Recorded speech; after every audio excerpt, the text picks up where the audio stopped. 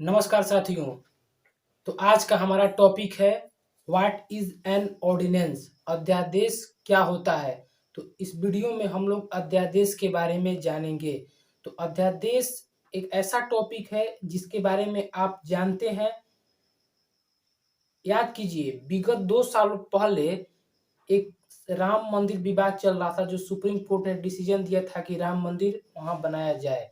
तो जनता कह रहा था कि आप ऑर्डिनेंस लाकर राम मंदिर का निर्माण कीजिए, या आप सुने होंगे 370 और 35A को हटाने के लिए भी अध्यादेश लाने का प्रस्ताव रखा जा रहा था लोगों के द्वारा। तो उसी ऑर्डिनेंस के बारे में आज हम लोग इस वीडियो में जानेंगे। तो चलिए, व्हाट इज एन ऑर्डिनेंस। अध्यादेश क्या होता है। Ordinance are laws that are exclaimed by the President of India on the recommendation of the Union Cabinet। केंद्रीय मंत्रिमंडल के सिफारिश पे राष्ट्रपति जिस कानून को लागू करते हैं उस कानून को हम लोग ऑर्डिनेंस कहते हैं। इसका मतलब यह हुआ, यह कानून पार्लियामेंट द्वारा पास नहीं किया जाता है।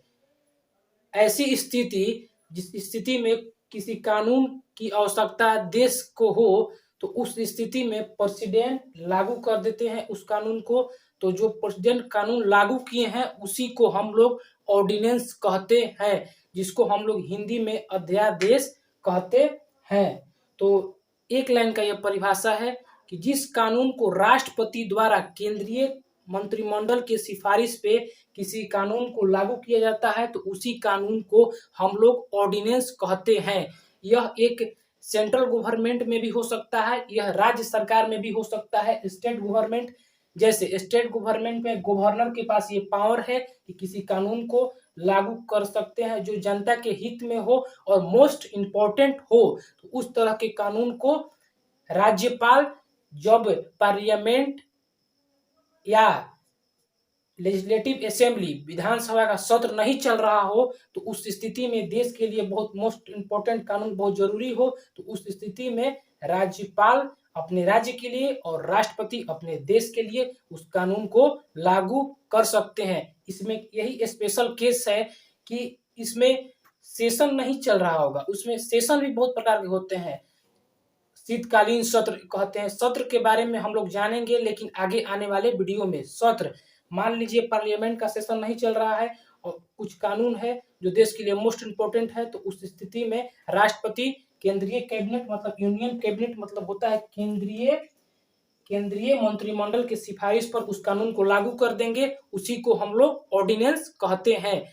ऑर्डिनेंस लागू करने का पावर केवल और केवल राष्ट्रपति के पास होता है, केंद्र में और राज्य में गवर्नर के पास। तो चलिए जानते हैं कि यह संविधान के कौन सा अनुच्छेद से लिया गया है। तो भारतीय संविधान का अनुच्छेद 123 राष्ट्रपति को अध्यादेश जारी करने का शक्ति देता है। तो वही जो बात मैंने बोला कि इस ऑर्डिनेंस को राष्ट्रपति के पास है। तो अगला हमारा पॉइंट है, अभी तक करीब 700, इस पे ध्यान दीजिए, 700 से अधिक अध्यादेश लाए जा चुके हैं। समझ रहे हैं, अभी तक जब से देश हमारा आजाद हुआ है अभी तक 700 अध्यादेश लाए जा चुके हैं। तो सोचिए, अध्यादेश का मतलब यह है कि जो उस कानून को राष्ट्रपति उस स्थिति में लाएंगे जो देश के लिए इंपॉर्टेंट हो।